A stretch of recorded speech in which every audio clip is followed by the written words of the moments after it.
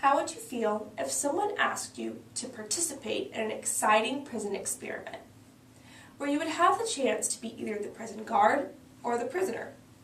How do you think you would react to the situational pressures of being locked in a cage and told what to do?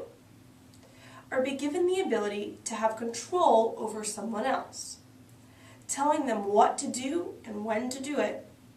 In 1971, students had the chance to take part in a prison experiment that would change the course of psychology forever. So psychologists Phillips and Bardo wanted to test how humans respond when given power and the reaction they had of their lives when controlled by someone else. Zimbardo was interested in viewing what happens to good people when you give them control over someone. So in the recruitment process, he put an ad in the local newspaper, offering $15 a day and telling the people up front that he was testing the psychological effects of prison life. Out of the 70 applicants, 24 male participants were accepted into the study, after a series of diagnostic and personality tests. The next step in the process was to create the prison cells.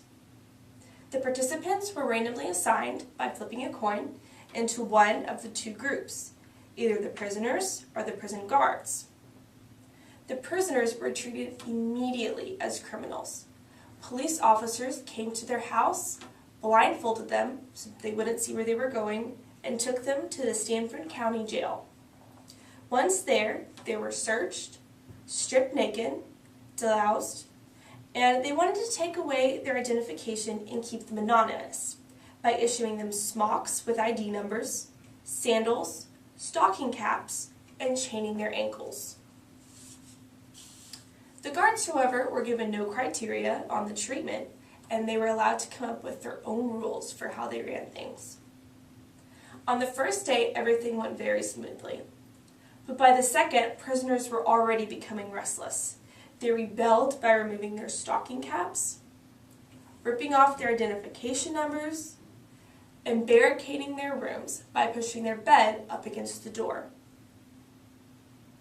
The night guards viewed the morning ones as being too lenient, and so they decided to become much harsher.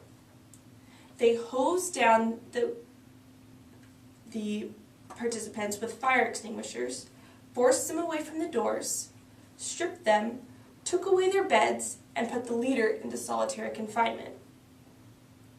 One prisoner even had to leave early because he was suffering from acute emotional disturbance.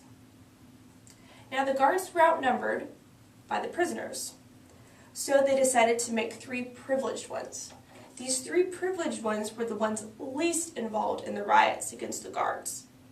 They got their beds back, clothing, were allowed to wash their hair, brush their teeth, have special food, and got to use the toilet to go to the restroom. Now they purposely had the prisoners who were privileged put them back in with the regular prisoners. This caused great tension within the group. And the regular prisoners thought that the privileged ones were informants for the guards. Now psychologists interpreted that this study correlated in its effects to the Nazis and concentration camps during World War II.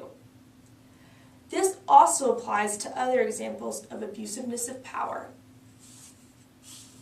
Although this study was deemed unethical, it left a lasting mark on the field of psychology.